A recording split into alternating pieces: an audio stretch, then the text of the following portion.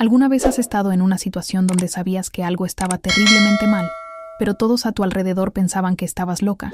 Donde alzar la voz podría costarte todo, pero quedarte callada podría costarle la vida a alguien. Exactamente ahí es donde me encontré yo una fría mañana de noviembre, parada frente a un ataúd abierto, mi mano presionada contra la madera de caoba costosa, mi corazón latiendo tan fuerte que pensé que iba a estallar de mi pecho, y todos en esa sala mirándome, como si hubiera perdido completamente la razón. Me llamo Sarah Chen, y estoy a punto de contarte la historia más aterradora e increíble de mi vida, una historia sobre poder, engaño, y el momento en que tuve que elegir entre mi propia seguridad y hacer lo correcto. Esta es la historia verdadera de cómo yo, una simple cocinera, detuve el funeral de un multimillonario y descubrí una conspiración que sacudiría un imperio entero hasta sus cimientos. Déjame llevarte de regreso a donde todo comenzó.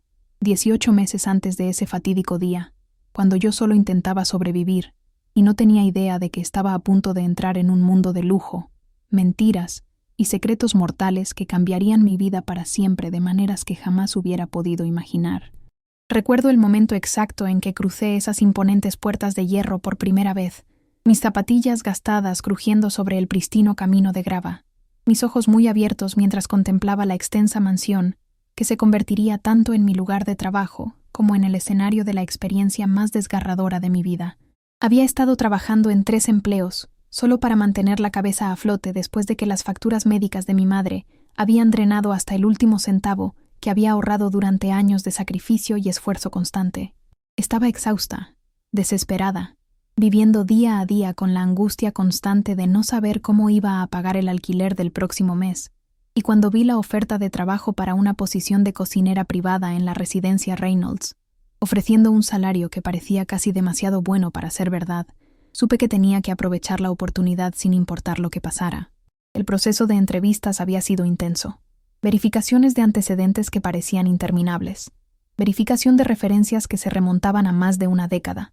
Incluso una evaluación psicológica que me pareció excesiva para una posición de cocinera. Pero yo no estaba en posición de cuestionar nada, porque simplemente necesitaba ese trabajo con desesperación.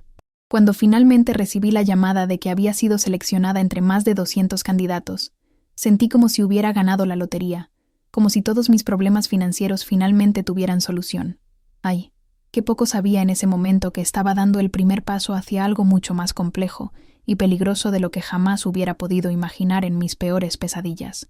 Marcus Reynolds no era simplemente rico. Era poderoso de maneras que la mayoría de las personas ni siquiera podían comprender o conceptualizar en sus mentes. A sus 73 años, había construido un imperio que abarcaba bienes raíces, tecnología e industrias farmacéuticas en 3 continentes diferentes. Su patrimonio neto se estimaba en más de $12,000 millones, una cifra tan astronómica que me costaba procesarla, y su influencia llegaba hasta los niveles más altos del gobierno y los negocios internacionales, con presidentes y primeros ministros que respondían sus llamadas telefónicas personalmente. Pero cuando lo conocí por primera vez, no vi a un magnate despiadado ni a un titán de los negocios que aparecía regularmente en las portadas de revistas financieras. Vi a un anciano cansado con ojos amables y una sonrisa gentil, alguien que parecía genuinamente interesado en el simple placer de una comida bien preparada con amor y dedicación. A menudo venía a la cocina mientras yo preparaba la cena, apoyándose contra el mostrador y contándome historias sobre su infancia en un pueblo pequeño, sobre la construcción de su primera empresa desde la nada, con solo $1,000 prestados y un sueño imposible, sobre la esposa que había perdido por el cáncer hacía 15 años y cómo todavía la extrañaba cada día, cómo aún soñaba con ella por las noches y despertaba alcanzando el lado vacío de la cama. Esos momentos se sentían reales, auténticos, llenos de una humanidad cruda que me conmovía profundamente, y me encontré a mí misma preocupándome por este hombre que parecía tan solitario a pesar de toda su riqueza y poder, tan desconectado del mundo material que había construido a su alrededor. Me dijo una vez, con lágrimas en los ojos, que la buena comida era uno de los pocos placeres genuinos que le quedaban en la vida, que mi cocina le recordaba la cocina de su abuela en la Pensilvania rural, donde había crecido sin nada excepto amor, pan casero hecho con manos arrugadas, y la promesa de que el trabajo duro eventualmente traería recompensas.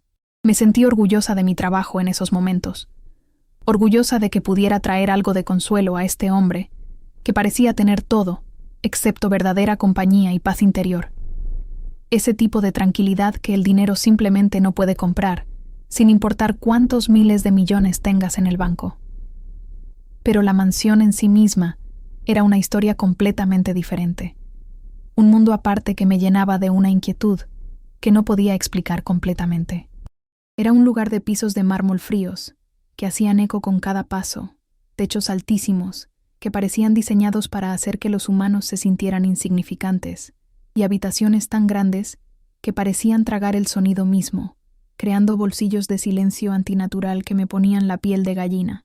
El personal rara vez hablaba entre sí, más allá de lo profesionalmente necesario, intercambiando solo las palabras mínimas requeridas para coordinar tareas, y había una atmósfera de vigilancia constante que al principio no podía identificar del todo, pero que sentía en mis huesos. Empecé a captar destellos de cámaras de seguridad en cada esquina, en cada pasillo, en cada habitación sin excepción.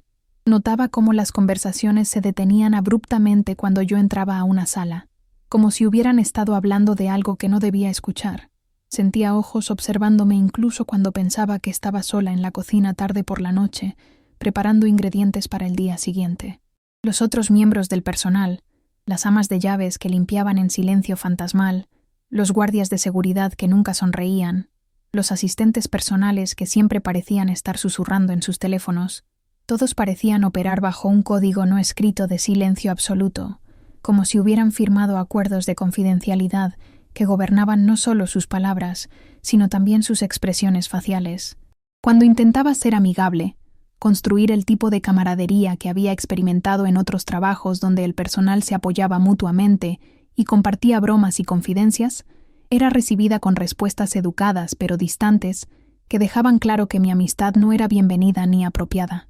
Era como si todos tuvieran miedo de algo, o de alguien, pero nadie jamás diría que era exactamente lo que los mantenía despiertos por la noche.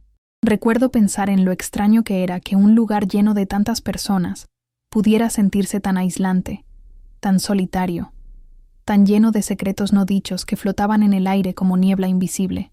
Por la noche, acostada en mi pequeña habitación en los cuartos del personal, que era apenas más grande que un armario, escuchaba pasos en pasillos que deberían haber estado vacíos a las 3 de la madrugada, voces hablando en tonos apagados detrás de puertas cerradas con llave, y a veces, cuando no podía dormir debido a la ansiedad inexplicable que me invadía, me paraba en mi ventana y observaba autos oscuros con cristales polarizados ir y venir a horas extrañas, transportando personas cuyos rostros nunca vi con claridad, pero cuya presencia sentía como una amenaza nebulosa.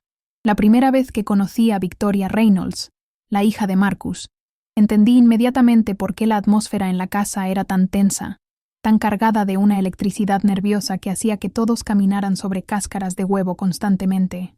Entró como tromba en la cocina una tarde como si fuera una tormenta personificada, sus tacones de diseñador haciendo clic agudamente contra el piso de baldosas en un ritmo que sonaba casi militar, su cabello rubio perfectamente peinado sin moverse, a pesar de sus movimientos rápidos y decididos, sus ojos azules fríos, evaluándome con el tipo de cálculo generalmente reservado para negociaciones comerciales de alto riesgo, donde millones están en juego. Tenía 47 años, pero parecía al menos una década más joven, gracias a lo que asumí eran tratamientos y procedimientos costosos que mantenían su rostro sin arrugas, de una manera que parecía casi antinatural, como una máscara de perfección que ocultaba lo que fuera que realmente estaba pasando detrás de esos ojos calculadores. Todo en ella gritaba control absoluto, desde su traje Chanel, a medida que probablemente costaba más que mi salario de 3 meses, hasta la forma en que sostenía su teléfono, como si fuera un arma que podría desplegar en cualquier momento para destruir a alguien con una sola llamada. Apenas reconoció mi saludo respetuoso. En lugar de eso, fue directamente a criticar la comida que había preparado para su padre la noche anterior, diciendo que era demasiado pesada, demasiado rica, que claramente yo no entendía las necesidades dietéticas de un hombre anciano con su condición delicada. Su tono era desdeñoso, casi cruel, diseñado para hacerme sentir pequeña e incompetente, y sentí mi cara enrojecer con vergüenza y rabia, que tuve que tragar porque necesitaba este trabajo demasiado como para responder de la manera que quería. Pero lo que más me impactó fue la forma en que miraba alrededor de la cocina, como si estuviera haciendo un inventario de cada olla, cada ingrediente, cada movimiento que yo hacía, tomando notas mentales que sabía que usaría en mi contra si alguna vez le convenía. No era la preocupación de una hija preocupada por la salud de su padre. Era algo completamente diferente, algo que hizo que el vello de la nuca se me erizara con un escalofrío primitivo de advertencia. Cuando se fue, se dio la vuelta en la puerta y dijo algo que resonaría en mi mente durante meses por venir. Palabras que en ese momento parecían simplemente instrucciones estrictas, pero que más tarde entendería como una amenaza velada. Recuerde, señorita Chen, la salud y el bienestar de mi padre son las cosas más importantes en esta casa. Confío en que comprende la gravedad de su responsabilidad aquí y las consecuencias de cualquier fallo en sus deberes.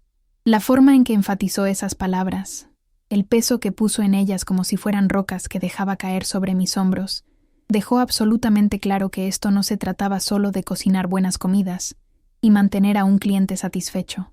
Durante los meses siguientes, comencé a notar patrones que no cuadraban del todo, inconsistencias que mi mente intentaba racionalizar, pero que mi instinto insistía que eran señales de algo profundamente equivocado.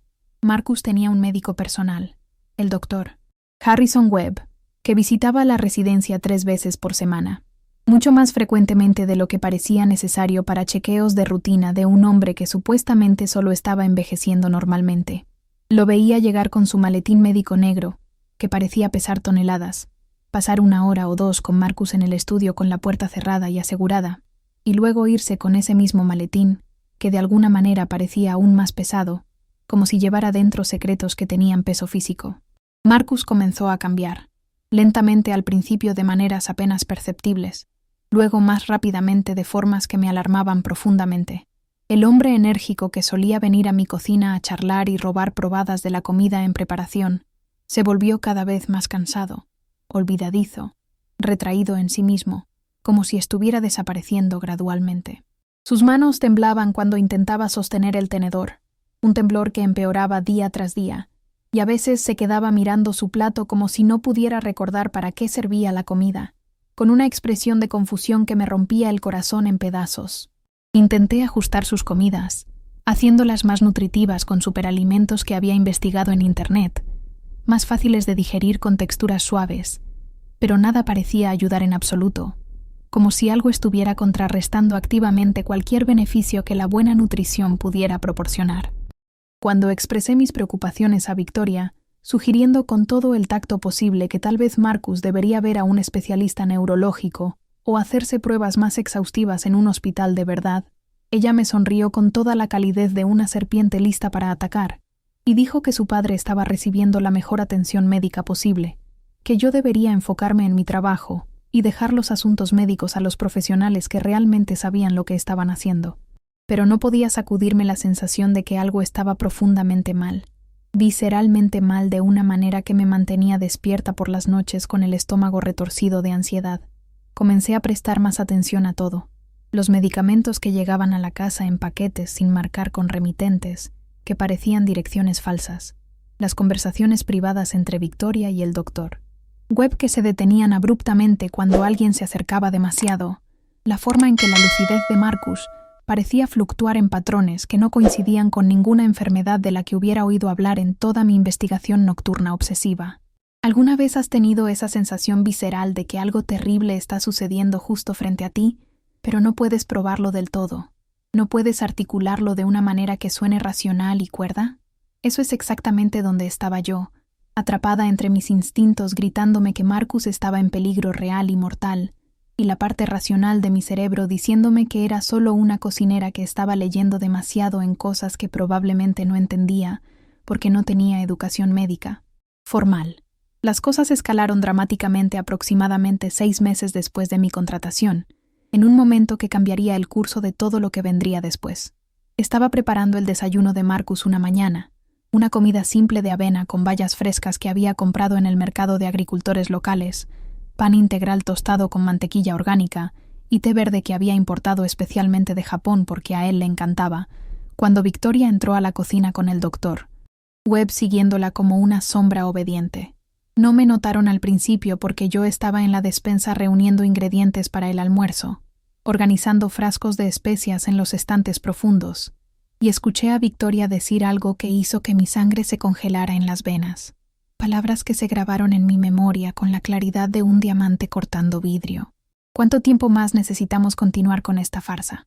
Los tratamientos están tomando demasiado tiempo y necesito avanzar con los planes de reestructuración empresarial. ¿No puedes aumentar la dosis para acelerar el proceso? La respuesta del doctor Webb fue amortiguada, hablada en voz tan baja que apenas podía escucharla. Pero capté las palabras cuidadoso y sospecha, y lo más escalofriante de todo, autopsia. Esa palabra que implicaba muerte, planificación de muerte, anticipación de muerte. Me quedé congelada en la despensa, mi corazón martillando en mi pecho tan fuerte que temía que pudieran escucharlo desde la cocina, intentando procesar lo que acababa de escuchar, intentando convencerme de que debía haber malinterpretado, que debían estar hablando de otra cosa. ¿Estaban hablando de Marcus? ¿Lo estaban enfermando intencionalmente, envenenándolo lentamente mientras yo cocinaba comidas nutritivas que se suponía que debían hacerlo más fuerte? Mis manos temblaban tan violentamente que casi dejé caer el contenedor de avena que sostenía, y tuve que morderme el labio hasta sangrar para evitar soltar un grito de horror y revelación. Cuando finalmente salí de la despensa, intentando actuar de la manera más natural posible, aunque sentía que mi cara debía estar mostrando todo el shock y el miedo que sentía por dentro, los ojos de Victoria se clavaron en los míos con una intensidad que me hizo sentir como si pudiera ver directamente dentro de mi alma, como si pudiera leer cada pensamiento en mi cabeza y supiera exactamente lo que había escuchado. Me preguntó cuánto tiempo había estado en la despensa, su voz casual, pero sus ojos afilados y peligrosos como cuchillos esperando el momento perfecto para atacar, y balbuceé algo sobre organizar suministros y verificar fechas de caducidad, palabras que sonaban falsas incluso para mis propios oídos. Ella sonrió esa sonrisa fría otra vez, un gesto que no alcanzaba sus ojos en absoluto, antes de que ella y el doctor Webb salieran de la cocina dejándome temblando y completamente aterrorizada. No pude concentrarme durante el resto de ese día, mi mente acelerada con posibilidades, cada una más aterradora que la anterior, construyendo escenarios que iban desde lo plausible hasta lo paranoico. ¿Estaba en peligro ahora que había escuchado su conversación? Debería ir a la policía, pero ¿con qué evidencia? Un fragmento de conversación que podría interpretarse de 12 maneras diferentes. ¿Quién creería a una cocinera sobre la hija multimillonaria de un magnate y un médico respetado con décadas de práctica impecable? Me volví hipervigilante, después de ese incidente, que me había dejado cuestionando mi propia cordura y seguridad, documentando todo lo que podía en un pequeño cuaderno que mantenía escondido en mi habitación debajo de una tabla suelta del piso. Anotaba cada entrega de medicamentos con fechas, horas y descripciones de los paquetes, cada visita del Dr. Webb con detalles sobre cuánto tiempo se quedaba y cómo se veía Marcus después, cada cambio en la condición de Marcus por más sutil que fuera, creando un registro meticuloso que esperaba algún día sería útil aunque no sabía exactamente cómo. Comencé a tomar fotos de frascos de pastillas cuando podía hacerlo sin ser detectada, usando mi teléfono rápidamente mientras limpiaba la habitación de Marcus o entregaba bandejas, investigando los medicamentos en línea tarde en la noche cuando todos estaban dormidos, mis ojos ardiendo de agotamiento mientras leía estudios médicos y hojas de información de medicamentos que apenas entendía. Lo que descubrí fue absolutamente horroroso y confirmó mis peores sospechas. Muchas de las drogas que Marcus estaba recibiendo eran conocidas por causar deterioro cognitivo, pérdida de memoria y debilidad física, cuando se combinaban de ciertas maneras que ningún médico ético jamás prescribiría. No lo estaban tratando en absoluto, lo estaban envenenando lentamente, creando la apariencia de declive natural en un hombre anciano que cualquier forense razonable atribuiría a la edad y la enfermedad.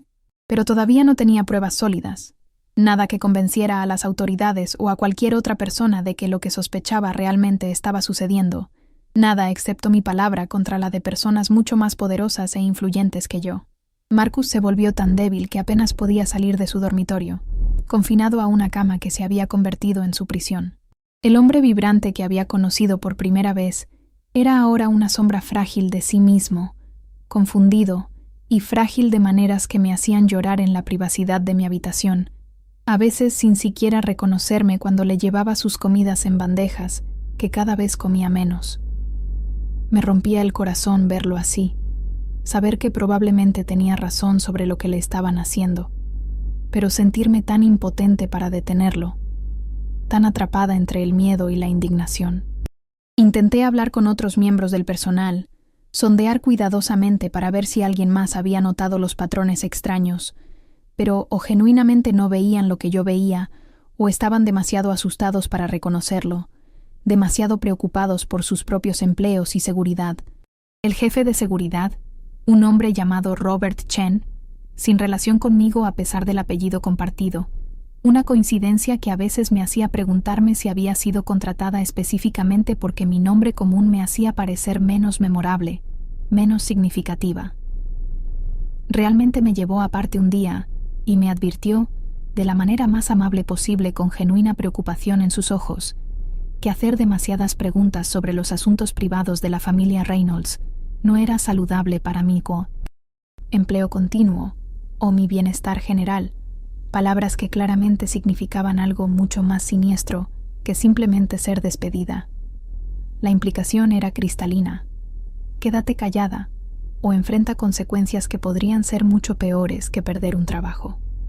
Luego, llegó el día que cambió absolutamente todo, el día que dividiría mi vida en un antes y un después tan claramente como una línea dibujada con tinta indeleble.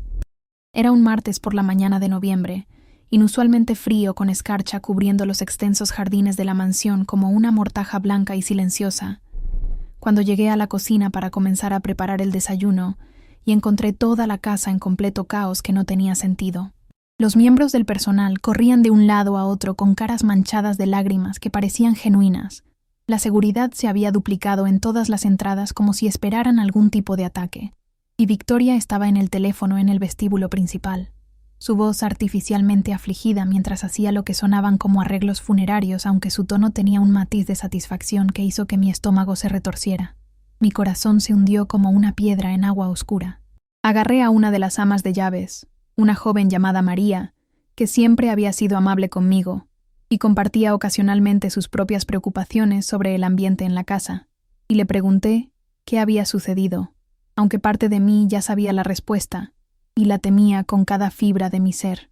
Con lágrimas corriendo por su rostro y voz quebrada por sollozos, me dijo que Marcus había fallecido durante la noche, pacíficamente mientras dormía según el doctor Webb, que había certificado la muerte temprano esa mañana, y que los arreglos funerarios ya se estaban haciendo con eficiencia inquietante.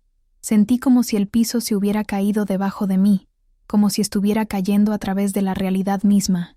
El shock, el dolor, la rabia, todos me golpearon a la vez en una ola que casi me ahoga.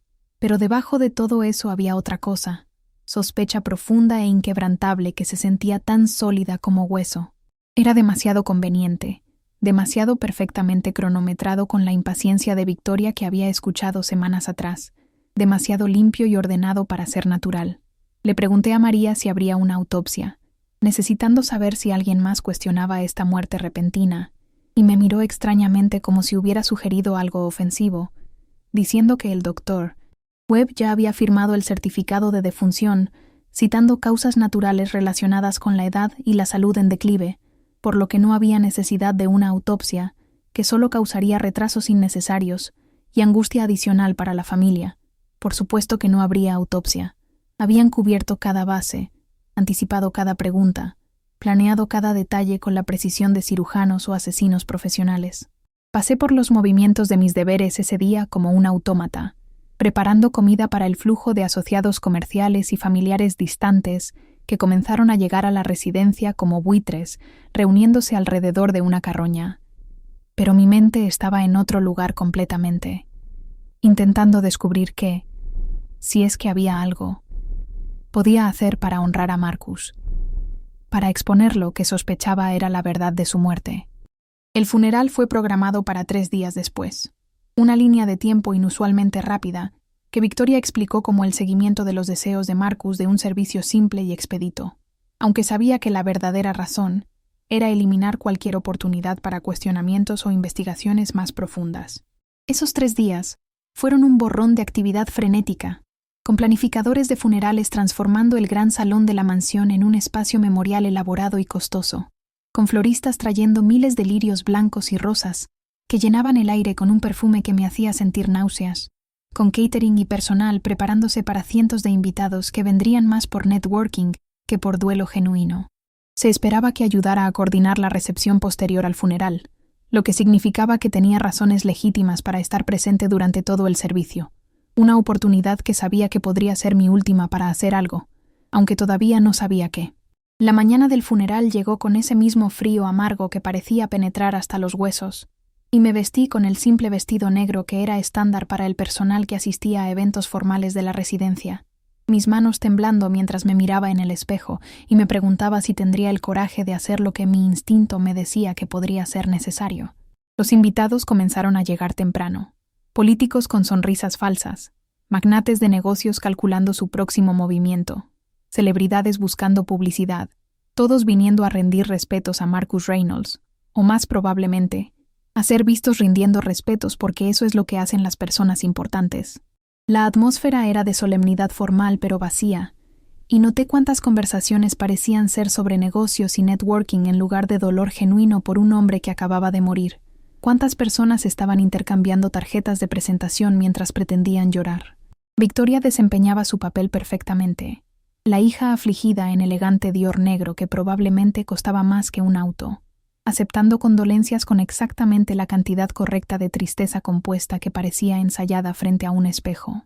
Me paré en la parte trasera del salón, mientras el servicio comenzaba, observando el ataúd cerrado al frente, que contenía lo que se suponía que eran los restos de Marcus, escuchando al ministro hablar sobre la vida y el legado de Marcus con palabras genéricas, que podrían haber sido dichas en cualquier funeral de cualquier persona rica, y sintiéndome cada vez más agitada por razones que no podía articular completamente.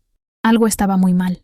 Podía sentirlo en cada fibra de mi ser, en cada instinto que había aprendido a confiar a lo largo de mi vida, pero no podía identificar exactamente qué era más allá de la sensación general de que este funeral era teatro oscuro disfrazado de duelo legítimo.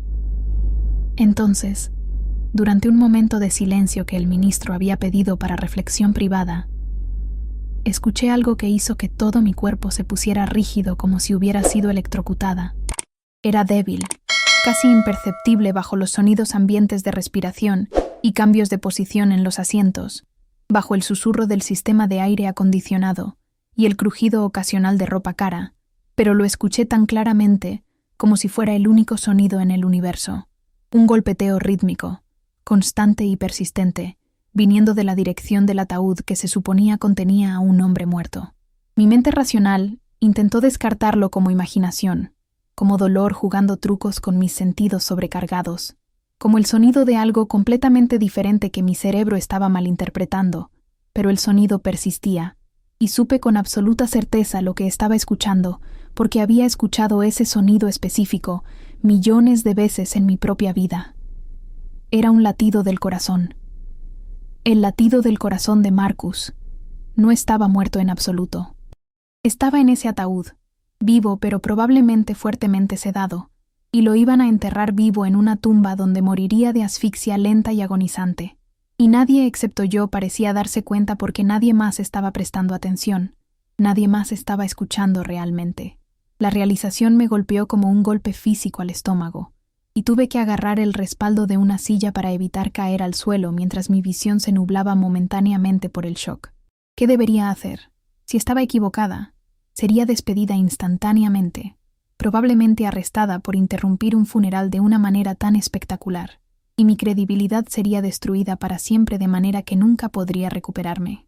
Pero si tenía razón, y no hacía nada, Marcus moriría una muerte horrible en oscuridad y terror, incapaz de gritar pidiendo ayuda, incapaz de liberarse, y tendría que vivir con ese conocimiento y esa culpa por el resto de mi vida, sabiendo que tuve la oportunidad de salvarlo, y elegí mi propia seguridad en su lugar. El ministro continuaba hablando, palabras sobre polvo y cenizas que sonaban como campanas de muerte, sobre descanso eterno que en este caso sería cualquier cosa menos pacífico, y todo lo que podía escuchar Era ese latido del corazón, cada vez más fuerte en mis oídos, aunque sabía que nadie más podía oírlo, latiendo en sincronización con mi propio pulso acelerado que sentía en cada punto de presión de mi cuerpo. Las personas a mi alrededor lloraban en silencio con la cabeza inclinada en oración que probablemente no sentían realmente, completamente inconscientes del horror que se estaba desarrollando justo frente a ellas, completamente ajenas al hecho de que estaban presenciando no un funeral, sino un asesinato elaboradamente escenificado.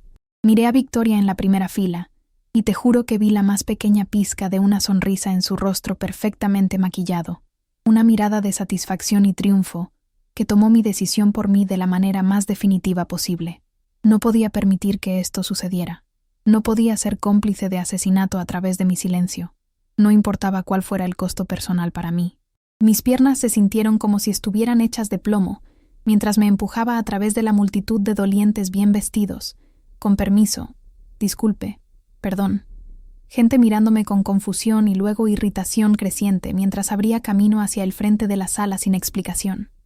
Los jadeos comenzaron cuando llegué al ataúd, cuando coloqué ambas manos sobre la madera pulida, que probablemente costaba más dinero del que ganaría en toda mi vida, y anuncié en una voz que me sorprendió encontrar firme y clara, a pesar del terror que sentía por dentro.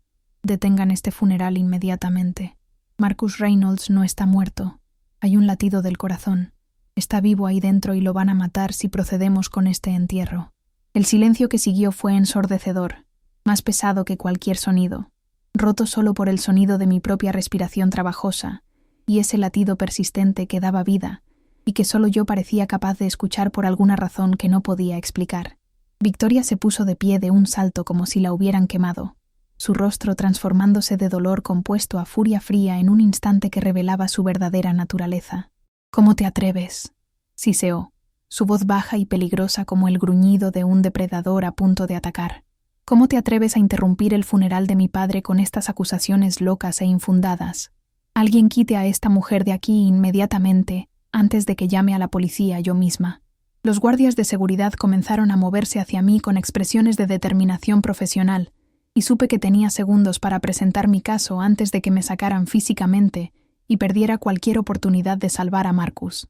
«Por favor», dije, más fuerte esta vez con desesperación, haciendo mi voz más aguda, dirigiéndome a toda la sala de invitados impactados y silenciosos que me miraban como si hubiera crecido una segunda cabeza. «He sido la cocinera de Marcus durante 18 meses. He sido testigo de su declive antinatural y rápido. He escuchado conversaciones sobre tratamientos y dosis que no tienen sentido médico legítimo. Por favor, solo abran el ataúd. Si estoy equivocada, acepto cualquier consecuencia que quieran imponer, cualquier castigo que consideren apropiado. Pero si tengo razón, estamos a punto de enterrar a un hombre vivo, y eso nos convertiría a todos en cómplices de asesinato». El doctor Webb se puso de pie, su rostro rojo con indignación que parecía demasiado performativa para ser genuina, lanzándose a una explicación profesional sobre procesos de muerte y cómo el dolor puede hacer que las personas escuchen cosas que no están realmente allí, sobre cómo mis acusaciones no solo eran falsas, sino profundamente ofensivas para la familia que estaba sufriendo una pérdida terrible. Pero mantuve mi posición, mis manos todavía sobre el ataúd, sintiendo a través de la madera lo que sabía en mi alma era un latido humano real, un hombre luchando por su vida sin siquiera saber que lo estaba haciendo. Algunos de los invitados estaban murmurando ahora, la incertidumbre extendiéndose por la habitación como ondas en un estanque, y vi a algunas personas que reconocí como amigos reales de Marcus, no solo asociados comerciales, sino personas que lo habían conocido durante décadas, luciendo preocupados, intercambiando miradas significativas que sugerían que tal vez, solo tal vez, mis palabras habían resonado con sus propias preocupaciones no expresadas. Entonces algo completamente inesperado sucedió, que cambió la dinámica de todo el enfrentamiento.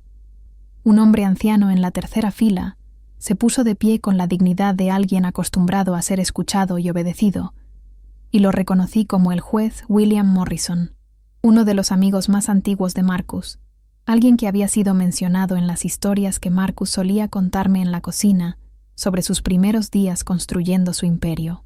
«Victoria», dijo, su voz llevando el peso de autoridad ganada durante décadas en el banco judicial tomando decisiones de vida o muerte, Creo que deberíamos honrar la solicitud de esta joven mujer.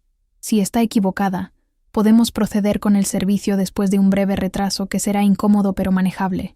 Pero si hay incluso la más mínima posibilidad de que tenga razón, tenemos una obligación moral y legal de verificar la condición de tu padre antes de proceder con cualquier entierro. La compostura de Victoria se agrietó completamente como porcelana fina estrellándose contra el suelo, su voz elevándose a casi un chillido mientras insistía en que esto era escandaloso, que yo claramente estaba mentalmente inestable y necesitaba ayuda psiquiátrica, que abrir el ataúd era una profanación que su padre nunca habría querido y que violaba sus deseos expresos.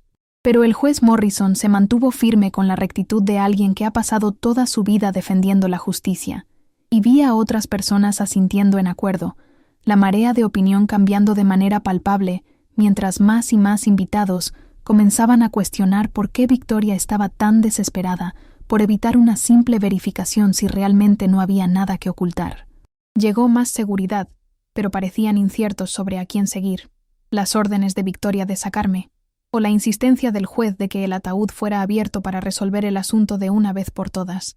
El punto muerto se sintió como si durara horas, aunque probablemente fueron solo minutos, cada segundo estirándose en una agonía de cámara lenta, donde todo el futuro colgaba en equilibrio perfecto.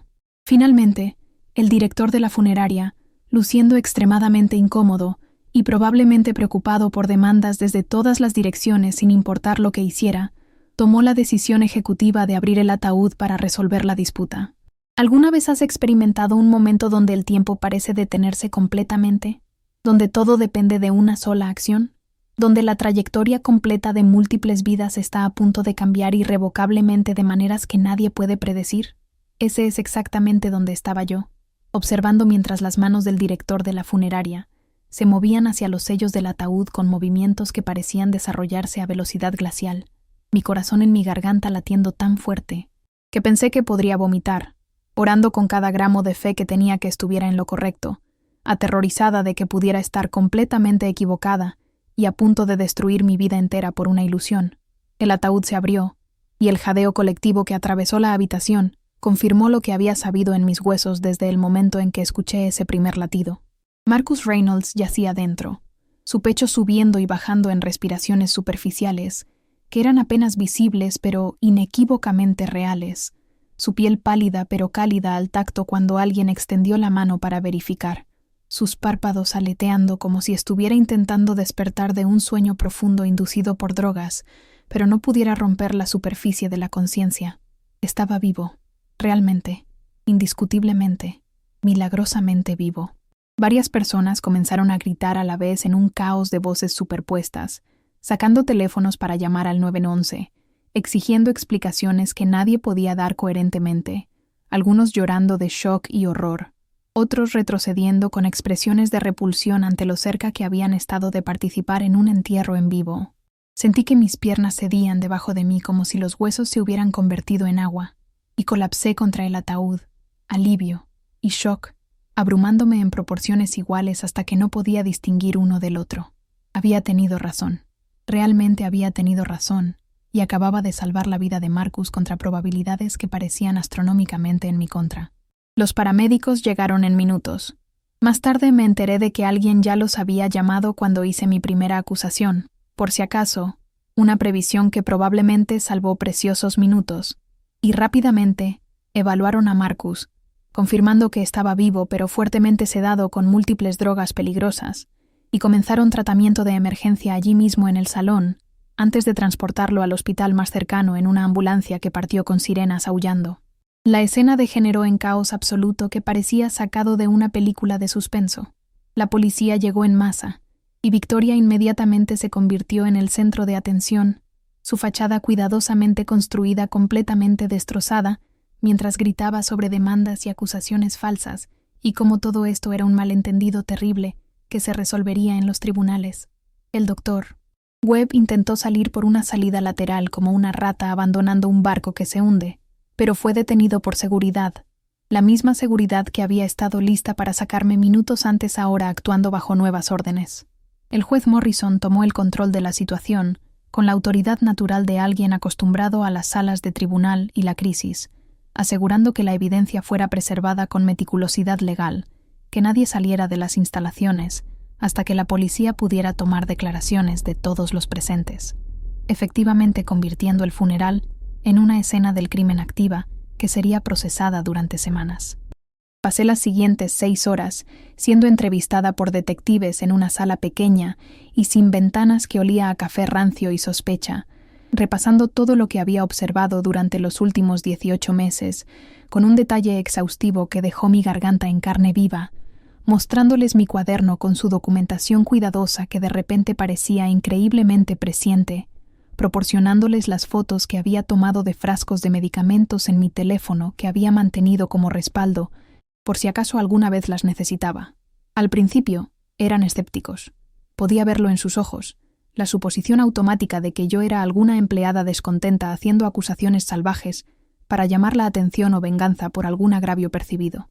Pero a medida que entrevistaron a otros miembros del personal que, liberados de la atmósfera de miedo que había impregnado la residencia como una niebla tóxica, comenzaron a compartir sus propias sospechas y observaciones que habían mantenido en secreto por meses o años, el panorama se volvió más claro y mucho más oscuro. Obtuvieron órdenes judiciales y registraron la oficina privada de Victoria, los archivos médicos del doctor Webb que había mantenido en una caja fuerte que creía era impenetrable, y registros bancarios que revelaban transacciones que no tenían explicación legítima. Lo que descubrieron fue más extenso y siniestro de lo que incluso yo había imaginado en mis peores especulaciones nocturnas. Victoria y el doctor Webb habían estado envenenando lentamente a Marcus durante más de un año completo, usando una combinación de medicamentos que imitaban el deterioro cognitivo natural y la debilidad física de maneras que serían casi imposibles de detectar sin análisis toxicológicos específicos. El plan era declararlo incompetente mentalmente, transferir sus activos a su control, a través de un poder legal que ya habían preparado, y luego, cuando el momento fuera adecuado y todas las piezas legales estuvieran en su lugar, aumentar las dosis hasta que su muerte pudiera ser descartada como la progresión natural de su enfermedad inventada. Pero Marcus, a pesar de estar debilitado y confundido por las drogas, había sido más resistente de lo que anticiparon gracias a su constitución naturalmente fuerte, su sistema inmunológico robusto construido durante décadas de vida saludable, así que habían decidido acelerar la línea de tiempo cuando él comenzó a mostrar signos de querer cambiar su testamento. El funeral estaba destinado a ser el acto final en su obra macabra. Marcus sería fuertemente sedado pero vivo cuando fuera colocado en el ataúd, sellado dentro con apenas suficiente aire para mantenerlo vivo durante la ceremonia, y moriría de asfixia mientras era enterrado, sin que nadie fuera más sabio porque el certificado de defunción ya había sido firmado por un médico corrupto. Era asesinato disfrazado de muerte natural, y estaba motivado por la única cosa que impulsa tanto mal en este mundo: dinero, miles de millones de dólares que Victoria sentía que le pertenecían por derecho de nacimiento.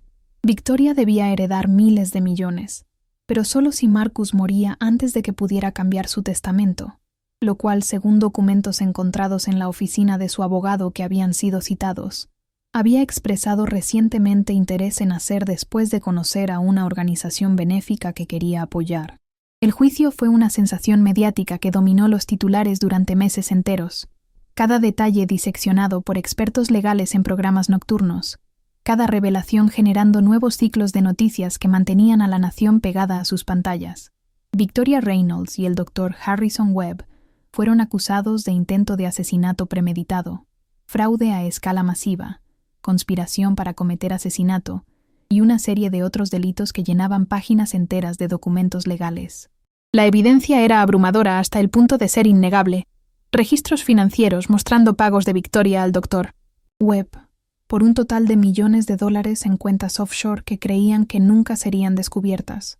Mensajes de texto entre ellos discutiendo dosis y líneas de tiempo, con una franqueza escalofriante que revelaba la profundidad de su conspiración. Testimonio de miembros del personal y proveedores farmacéuticos que habían sospechado pero tenían demasiado miedo de hablar. Y lo más condenatorio de todo, los informes toxicológicos de la sangre de Marcus cuando llegó al hospital, mostrando niveles peligrosos de sedantes y otras drogas que no tenían propósito médico legítimo para sus condiciones reales. Tuve que testificar, lo cual fue una de las experiencias más aterradoras de mi vida entera.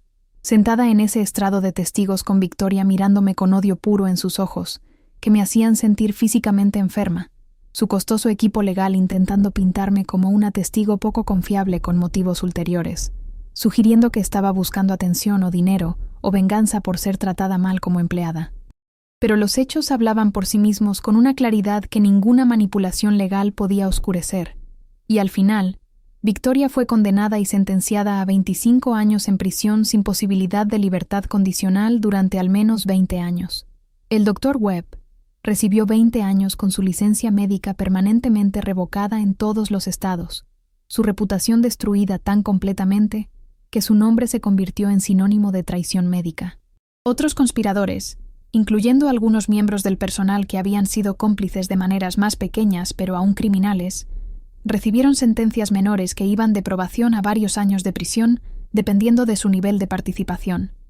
Durante todo el juicio, que duró semanas de procedimientos agotadores, Marcus estaba recuperándose en una instalación médica privada de primer nivel, sometiéndose a tratamiento para revertir el daño causado por meses de envenenamiento sistemático que había afectado casi todos sus sistemas corporales.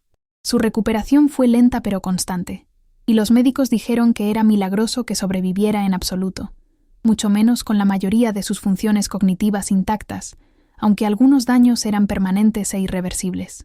La primera vez que lo visité en el hospital, aproximadamente 2 meses después del funeral que nunca fue, después de que los médicos dijeron que estaba lo suficientemente fuerte para recibir visitas emocionales, tomó mi mano en la suya temblorosa con lágrimas corriendo por su rostro y dijo: «Sara, me devolviste mi vida cuando todos los demás estaban listos para dejarme ir. ¿Cómo se puede siquiera comenzar a agradecer a alguien por algo así?» No pude responder porque estaba llorando demasiado fuerte, abrumada por todo lo que había sucedido, por lo cerca que habíamos estado de un resultado muy diferente y terrible, por el peso de saber que una decisión había salvado una vida humana. La recuperación de Marcus tomó casi 1 año completo de terapia física, ocupacional y cognitiva intensiva, pero eventualmente estuvo lo suficientemente bien como para regresar a casa, aunque no a la mansión, que vendió junto con la mayoría de sus posesiones materiales en una subasta masiva que recaudó millones para caridad. Me dijo que su roce con la muerte le había dado perspectiva sobre lo que realmente importaba en la vida, y no eran autos costosos, propiedades expansivas o imperios comerciales que requieren atención constante. Estableció una fundación dedicada a la prevención del abuso de ancianos, con una dotación de cientos de millones de dólares, implementando programas en todo el país. Y se mudó a una casa modesta en Vermont, cerca del pueblo donde había crecido, rodeado de montañas y aire limpio. Me pidió que fuera con él, no como cocinera en una relación empleador-empleado, sino como compañera, alguien en quien confiaba y consideraba familia de la manera más verdadera. Acepté sin dudarlo ni un segundo, y durante los siguientes 3 años, tuve el privilegio de realmente conocer a Marcus Reynolds, no al magnate que aparecía en las noticias financieras, sino al hombre detrás de la fortuna, con todas sus complejidades, arrepentimientos y sabiduría. Cocinábamos juntos en su pequeña cocina, que era 1000 veces más acogedora que la enorme cocina de la mansión. Hacíamos caminatas por los bosques de Vermont hablando de filosofía y vida, y nos sentábamos junto a la chimenea mientras compartía historias de su vida, los errores que había cometido en su ascenso al poder, los arrepentimientos que llevaba como piedras en sus bolsillos, y la gratitud que sentía por una segunda oportunidad que nunca pensó que tendría. Me dijo una vez, en una noche particularmente reflexiva mientras observábamos la nieve caer afuera, que la peor parte de toda la experiencia no había sido el sufrimiento físico de ser envenenado, ni siquiera la traición de su propia hija, que lo había criado desde bebé, sino los momentos de claridad, cuando había sabido que algo estaba mal con él, pero había estado demasiado confundido y débil para ayudarse a sí mismo. El terror impotente de sentir su mente y cuerpo fallando, y no entender por qué estaba sucediendo. Esas conversaciones profundizaron mi comprensión de cuán preciosa y frágil es la vida, cómo las personas en quienes confiamos con nuestro cuidado ejercen un poder increíble que puede usarse para el bien o el mal, y cuán importante es hablar cuando algo no se siente bien, incluso cuando da miedo. incluso cuando es arriesgado, incluso cuando todos te dicen que estás equivocado. Marcus falleció 3 años después del juicio, a la edad de 76 años, pero esta vez fue genuinamente por causas naturales. Una muerte pacífica mientras dormía después de un día pasado, trabajando en su jardín cultivando vegetales orgánicos y cenando con amigos que amaban su compañía. Yo estaba ahí sosteniendo su mano cuando se fue, y por desgarrador que fue perderlo después de habernos vuelto tan cercanos, también había algo hermoso en ello, algo correcto y natural que se sentía como completar un círculo. Había conseguido esos años extra que Victoria había intentado robarle, había muerto con dignidad y rodeado de personas que genuinamente lo amaban por quien era y no por lo que poseía, en lugar de ser enterrado vivo por aquellos que solo lo veían como un obstáculo para la riqueza que creían merecer. En su funeral real, un servicio pequeño e íntimo en una capilla de Vermont, con tal vez 30 personas que realmente lo habían conocido y amado, di el elogio con voz temblorosa pero firme, y hablé sobre el coraje, no solo mi coraje al hablar que había salvado su vida, sino el coraje de Marcus al elegir perdonar incluso a Victoria en sus últimos años, seguir adelante sin amargura consumiéndolo, hacer significado del sufrimiento que había experimentado. Compartí cómo había usado su experiencia para ayudar a establecer protecciones más fuertes para personas ancianas en situaciones de cuidado a través de legislación que lleva su nombre, cómo su fundación ya había ayudado a exponer y prevenir numerosos casos de abuso de ancianos y explotación financiera que podrían haber terminado en tragedia. Su legado no era el imperio comercial que había construido durante décadas de trabajo implacable, era las vidas que había tocado y protegido a través de su segunda oportunidad de vida que yo le había dado. Mirando hacia atrás ahora, 5 años después de esa mañana de noviembre cuando detuve un funeral y cambié el curso de múltiples vidas de maneras que todavía estoy procesando, me sorprende cuánto ha cambiado mi vida y cuánto he aprendido sobre mí misma y sobre la naturaleza humana.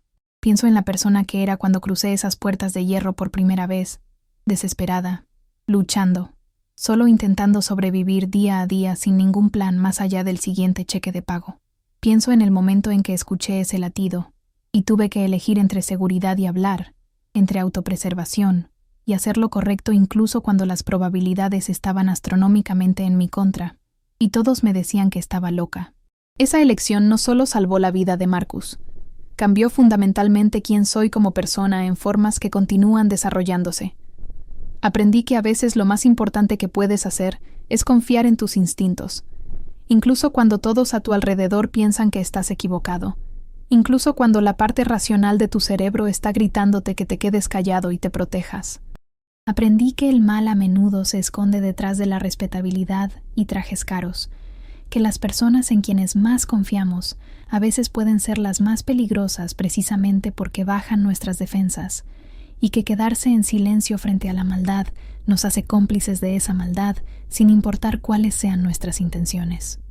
Pero también aprendí sobre el increíble poder de la resiliencia humana, que puede sobrevivir casi cualquier cosa, sobre segundas oportunidades que pueden redefinir vidas enteras, y sobre cómo una persona hablando, incluso alguien sin poder o influencia o recursos o conexiones, puede cambiar absolutamente todo cuando tiene el coraje de actuar en el momento correcto. Desde entonces he usado el dinero de recompensa que Marcus insistió en darme a pesar de mis protestas, de que no había hecho nada por dinero, para volver a la escuela y obtener un título en trabajo social, especializándome en defensa del cuidado de ancianos donde puedo usar mi experiencia para ayudar a otros. Trabajo con familias para reconocer señales de abuso que a menudo son sutiles y fáciles de racionalizar, con instalaciones de cuidado para implementar mejores salvaguardas que protejan a los residentes vulnerables, y con individuos ancianos para asegurar que tengan personas en sus vidas que realmente se preocupen por su bienestar, y no solo por sus cuentas bancarias o herencias. Cada día, llevo conmigo la lección de esa experiencia que cambió mi vida. Que hablar importa más de lo que podemos imaginar. Que una voz puede hacer una diferencia entre la vida y la muerte. Que a veces las personas más ordinarias son llamadas a hacer cosas extraordinarias en momentos que nunca esperaban. No voy a mentir y decir que la experiencia no dejó cicatrices que todavía duelen cuando las toco. Todavía a veces despierto de pesadillas sobre ese ataúd, sobre lo que habría pasado si me hubiera quedado en silencio por miedo, sobre el sonido de ese latido que nadie más podía escuchar resonando en la oscuridad. Pasé por meses de terapia intensiva para procesar el trauma de todo ello, el peso de sostener la vida de alguien en mis manos sin ningún entrenamiento o preparación, el miedo que sentí durante todo el juicio, cuando el equipo legal de Victoria intentó destruir mi credibilidad y reputación con cada táctica sucia imaginable. Pero esas cicatrices me recuerdan por qué este trabajo es tan importante y necesario en un mundo que a menudo prefiere mirar hacia otro lado. ¿Por qué no podemos permitirnos apartar la mirada cuando sospechamos que algo está mal? ¿Por qué tenemos que estar dispuestos a ser incómodos, a ser cuestionados, a ser dudados, si significa proteger a alguien que no puede protegerse a sí mismo en ese momento de vulnerabilidad? Si hay una cosa que quiero que te lleves de mi historia después de escucharla hasta el final, es esto que voy a decir ahora.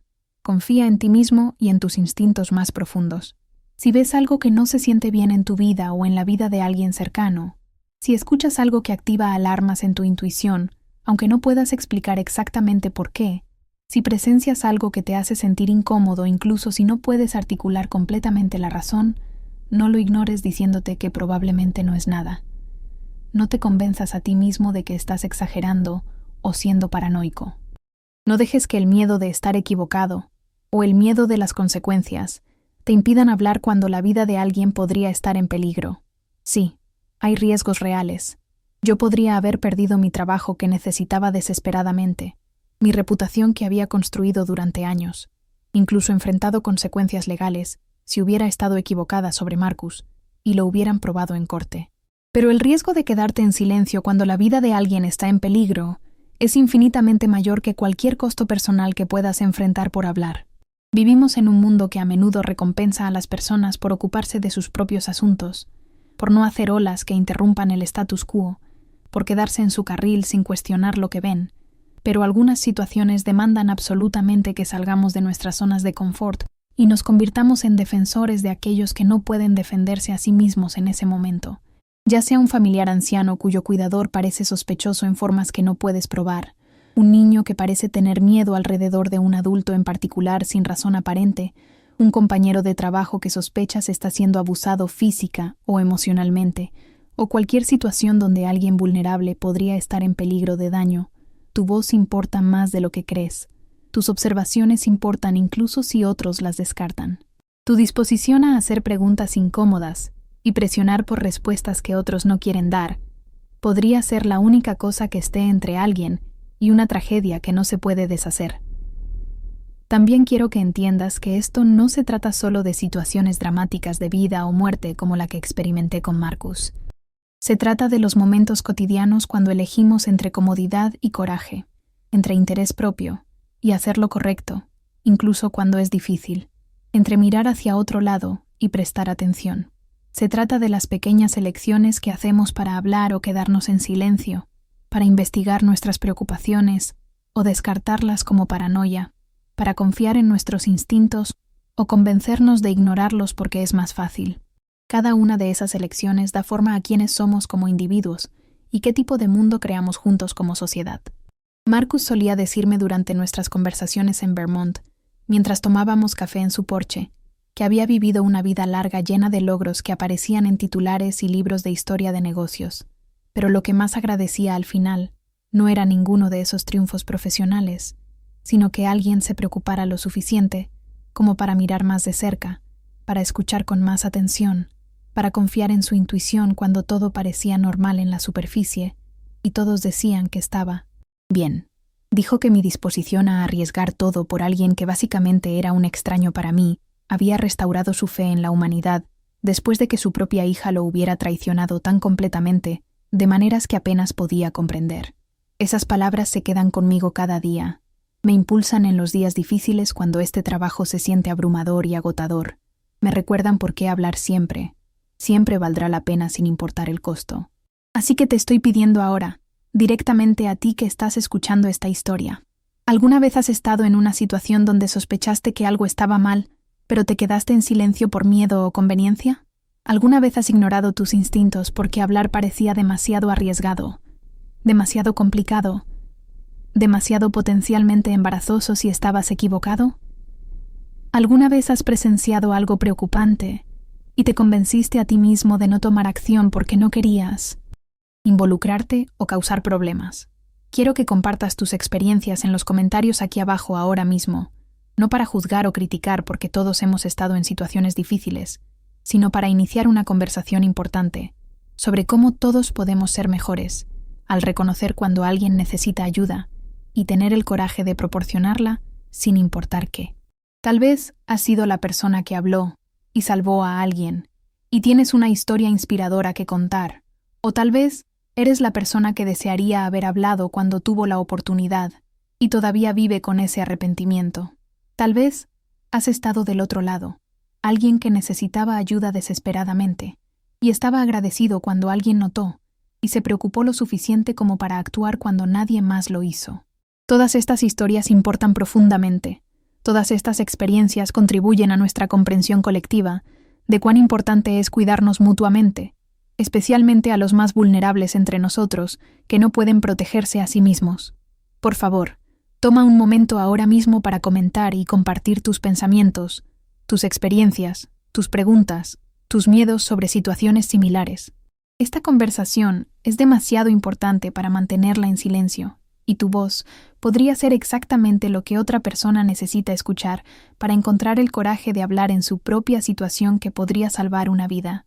Y si esta historia ha resonado contigo de alguna manera, si te ha hecho pensar diferentemente sobre la importancia de confiar en tus instintos y hablar cuando algo se siente mal en tu vida o en la vida de alguien que conoces, quiero pedirte que hagas algunas cosas por mí ahora mismo antes de que cierres este video. Primero, por favor, presiona ese botón de me gusta ahora mismo. Ayuda a que esta historia llegue a más personas que necesitan escuchar este mensaje. Y cuantas más personas escuchen sobre la importancia de la defensa y hablar por aquellos que no pueden hablar por sí mismos, mejor será nuestro mundo. Segundo, si aún no te has suscrito a Desde mi mirada, por favor hazlo ahora mismo y asegúrate de presionar esa campanita de notificaciones para que nunca te pierdas una historia. Comparto historias verdaderas como esta, historias sobre personas ordinarias que enfrentaron circunstancias extraordinarias y encontraron el coraje de hacer lo correcto incluso cuando era aterrador, historias que nos recuerdan nuestra propia capacidad de valentía y nuestra responsabilidad mutua como seres humanos.